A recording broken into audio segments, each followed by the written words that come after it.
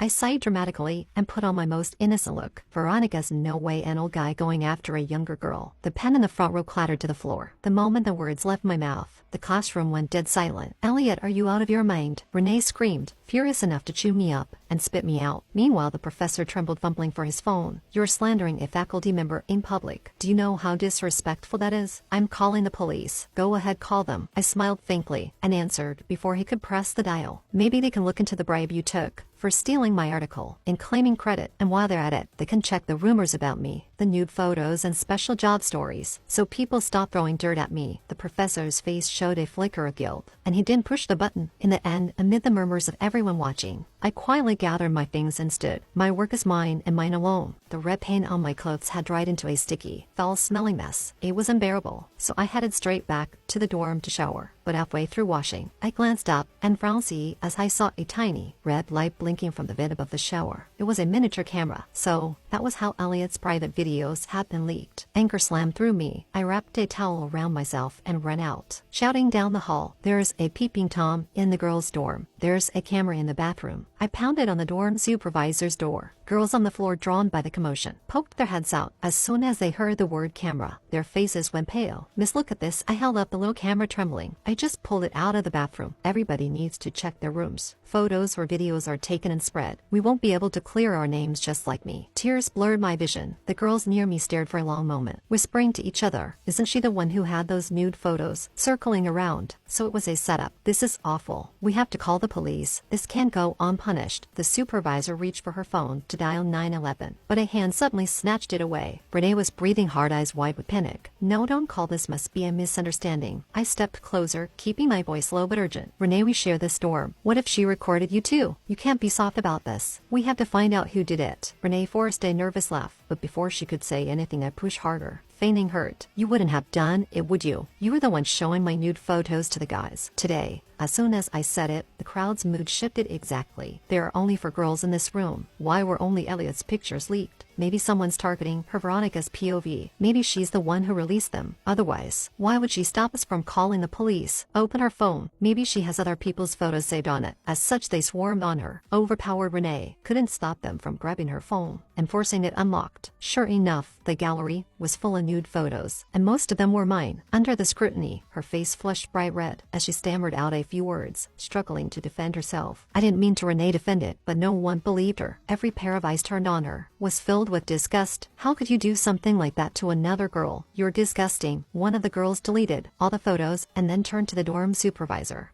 This can't just end here. We need to report it to the administration." "Yeah, we can't let it slide," another chimed in. They shook her head, crying and protesting, but they still dragged her straight to the academic office. I wasn't about to miss the chance to let everyone know what I'd been through, so I followed closely behind. Not long after, the school officially reprimanded her for secretly installing a camera in the dorm showers. She sat there crying, writing her self-criticism. She glared at me with pure hatred. "Elliot, you just wait, this isn't over." Even so, I didn't even glance her way. I just turned and left. After that, I didn't go back to the dorm. I found a small apartment off campus instead. The next morning, my mom called, her voice filled with, "Veronica, are you being bullied at school? So many people are calling and saying terrible things. Even our home number got leaked. They said there's a post about you on your school forum." My heart dropped. I opened the school's online forum right away. Sure enough, there was another scandalous rumor plastered across the homepage. Journalism student Elliot Lane adds a new sugar daddy scandal to her list, following rumors of new loans and sex work. Beneath, it was a blurry photo of someone who looked like me, getting into a luxury car. Even though the image wasn't clear, the commenters were ruthless. "Why is someone like her still at Horizon University? She's a disgrace,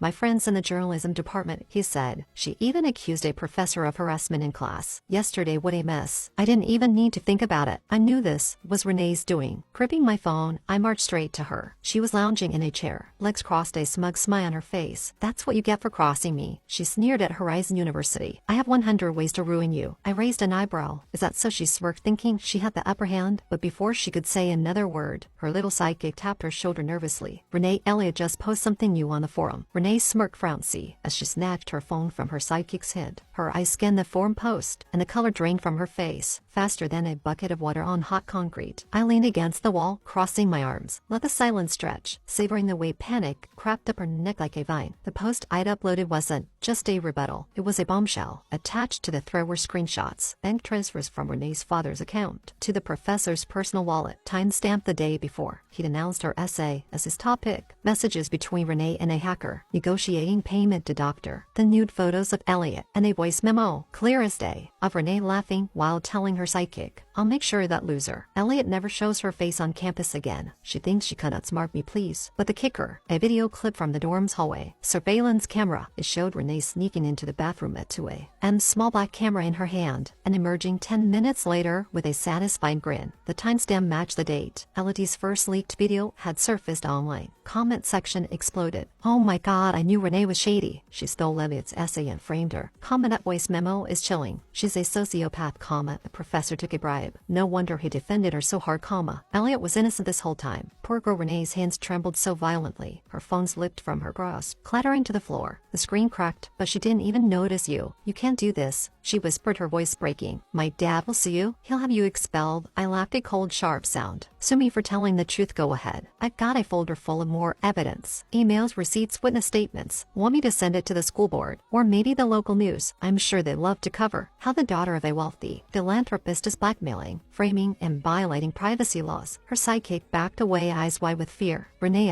I didn't know you were going to hurt her like that. I'm not part of this anymore." She turned and ran, leaving Renee alone to face the music. Renee's face crumbled. For a moment, she looked like a scared little girl, not the untouchable rich kid who tormented my sister for months. But then rage replaced fear, and she lunged at me. Her nails bared. "You bitch. I'll kill you." I dodged easily, grabbing her wrists and twisting them behind her back. Years of watching my dad and ex-military police officers train had taught me a thing or two about self-defense. Renee yelped in pain, struggling against my grip. "Let go of me," she screamed. "Apologize," I said, my voice low and dangerous. "Apologize to Elliot for the rumors, for the camera, for pushing her down the stairs." Her eyes blazed with hatred. Never. She deserved it. She was a nobody. Who thought she could steal Frederick from me? Who thought she could be better than me? There it was, the real reason behind all the cruelty, jealousy. Elliot had been dating Frederick first, back when he was just a regular student, with no connections. But when Renee set her sights on him, drawn to his growing influence as the student body president, she decided to eliminate the competition. I tightened my grip, making her whimper. "Frederick was cheating on both of you. He didn't care about you. He just liked the attention. He loved me." She shouted, tears streaming down her face. "He said I was the only one who mattered. Then why did he text Elliot every night, telling her he wanted to leave you? Why did he use her membership card to book hotel rooms with you? You were just a trophy to him. Renee, a rich, pretty toy.